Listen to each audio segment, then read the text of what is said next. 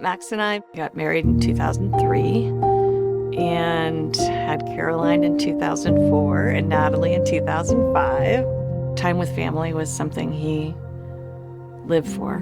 We were together for 16 years. We were best friends. Of course, he loved cars. That's what his business was. He was a pilot and he liked to fly airplanes. He loved boating and hunting, and he had a very strong faith in God. Max was unlike anyone I've ever met. He was one in a million. The girls and I, we left town overnight in February of 2020, and we weren't able to get a hold of Max, but that's not unusual for him. He would lose his phone in his truck on a regular basis, and we got home the next day. You come in and say, "I've been trying to reach you," but he had had an aortic aneurysm, and so we found him, and that started, I don't even know how to describe the journey of grief. Everybody not only grieves differently, but even within a family, everyone's lost a different relationship. Where I lost my husband, my daughters lost their dad. We had great support from family and from friends and the church. It was amazing. But 3 weeks later, COVID started. The girls were 14 and 15 and they couldn't be with friends. And so that isolated us for a while. We still had, people bringing meals and leaving them for us. And so it wasn't, like we were so alone, but you're supposed to return to some sense of normal. Normal doesn't really seem attainable anymore. I just felt completely untethered. I felt upside down, totally lost. That was very, very hard without Max when I had been doing everything together with Max for so long. So much of grief makes you feel like you're crazy. You just are in a brain fog. For me, it was like a physical weight I felt like I was carrying, and I was exhausted all the time. Better to address it and feel it and work through it than to maybe keep it down and then it doesn't really go away. There's a saying, if you don't deal with your grief will deal with you. It sounds like the last thing you'd want to do with your grief. But when the waves of grief overtake you, just allow it and lean into it and let it come out, let it pass.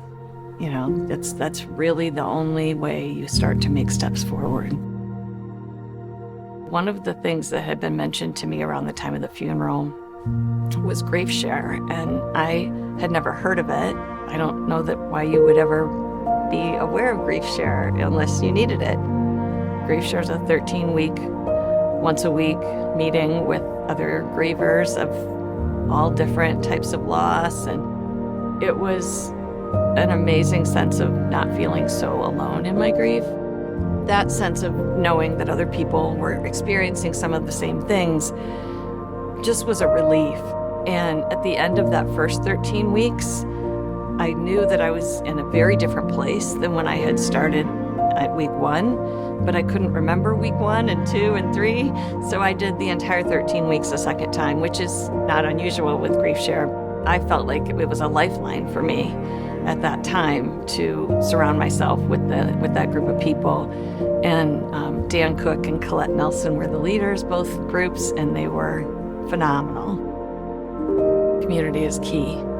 And that was maybe because we were grieving in COVID, maybe I think Grief Share was my first chance to be in a community. When you isolate in grief, it's hard to move forward because you're just kind of stuck in the same place and you kind of don't seek ways to move forward and start to leave some of the feelings behind. People leave with a sense of hope. I think the biggest support that we knew we had was prayer. And more than any other time in my life, I felt that people were praying for me. I knew people were praying for me, and it was carrying me. I could just be honest about how I didn't feel strong on my own, that I just was relying sometimes every 5 minutes on God. Knowing that I didn't have to figure out a way to get through all of this by myself, that I didn't have to come up with my own thoughts and my own strength, and that God was already ahead of me in it and was just going to lead me. I have everything that I need. There's so many points of indecision, especially as a widow. I have to make these decisions by myself, and I don't feel alone in them. I know that God is in the decision with me. I think sometimes what's been frightening is when God is leading me, but I'm thinking, really, God? I don't know if that's what I had in mind, but I will trust you. I know you will provide. And each day, one day at a time, I've come to the point of more than 4 years since I started just surrendering every morning. This day is yours, and just give me the strength. It's just been such a relief.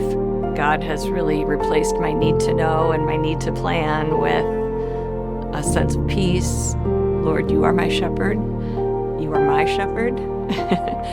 I have so much trust that whatever happens, it'll be okay because God's got it. That isn't to say that everything's good all the time, because a lot of it isn't. And a lot of times have been extremely challenging. And there's been a lot of fear. I just always know that God's in control. One of the nights of Grief Share is a night we call Heaven Night. And Pastor Murph Hudson from Hope Crimes joins us. It's fascinating to hear people ask their questions. My questions were things like, does Max still love me? That was so important to me. And Murph had this amazing response that he loves me more now than ever because he's in the presence of God. And in the presence of God, there is only love. And that was just amazing to understand that. This is not forever. We will have an eternity together. We will be back reunited in heaven. Starting to shift to that mindset when I was able to has helped a lot. So we just talk about him a lot and laugh and tell stories. I would think we're doing really well. We're at a place I don't believe I could have seen in the early months. It's still hard a lot of days, but we miss him. We miss him a ton. His absence is huge. It's not like it gets better and stays better. That's kind of the roller coaster of grief. You're just sort of on the ride, I guess. You just have to navigate it one day at a time. I would wake up every morning and pray to God that he would give me the strength I need to get through that day. And every night I would thank God for giving me the strength to get through that day. And that was how I managed in those early days. And it's how I manage today. I still say that prayer every morning. I have scripture that I recite every morning that reminds me where my strength comes from. I just have been aware that I have surrendered it all